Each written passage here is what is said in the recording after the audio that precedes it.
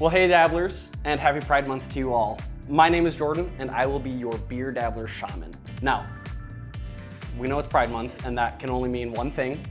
Pride Beer Dabblers right around the corner. That's right, the party to kick off Twin Cities Pride is just days away. Have you gotten your tickets yet? Anyway, today we are gonna be going through all of the information that you need to know to have a great Beer Dabbler event. So, we're gonna start with something I think we can all pay a little more attention to, which is self-care. Now, this being a beer festival, there's one very important thing that is more important than all of the other things, and that's hydration. So, we will have 2 different water trailers located throughout the event. You can bring in an empty water bottle of yours or a sealed water bottle, and then you can fill those things up throughout the event. Keep a nice balance going, really go the distance for the event. June in Minnesota doesn't mess around when it comes to heat. So last year's event was actually like 92 degrees and about 85% humidity. So that being said, there's gonna be ample shade and sun protection. We've got different trees, we've got tents, and Twin Cities Pride has actually set up specific shade tents throughout the event. So find those. So for the Beer Dabbler veterans, this next point's kind of common sense, but for the rest of you, I'll tell you this. Come with something in your stomach. Please, get a good base layer going because nothing ruins a great beer festival like an upset tummy. So, have something to eat or visit one of the 12 different food trucks at the event to balance out all the different things going on in there. So, as is the case with all of our events, we prioritize safety for you and others above all else. That's why we highly recommend you find a ride to and from the event.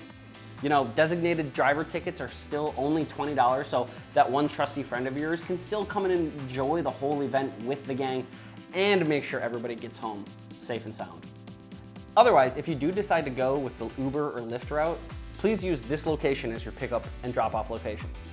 It's the intersection of Emerson Avenue and Dunwoody Boulevard, right near the main gate.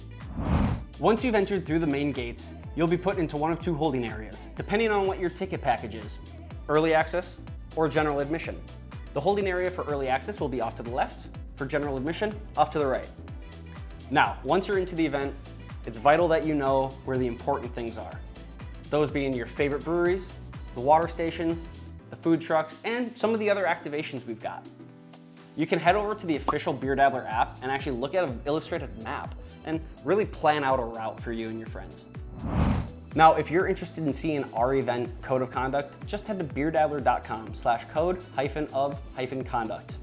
And now we hold the statements made in this document with the utmost importance and respect. And that's why we encourage you to report any behavior that you might see during the event to either the small but effective Minneapolis police presence at the event as per the Minneapolis Parks Guidelines, or find a event volunteer in a teal shirt and they will help you out however they can. As is the case with all of our events, we are proud to bring you some of the finest breweries and cideries the state and the Midwest have to offer.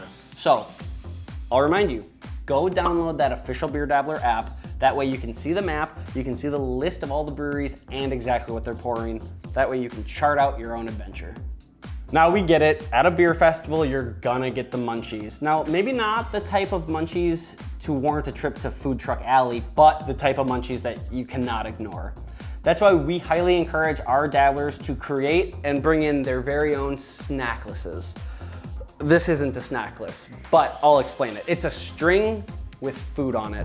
And some common additions to the snack list could be Cheez-Its, Oreos, jerky, turkey legs, rotisserie chicken, pretzels, other pretzels, like squeaky cheese curds, Funyuns.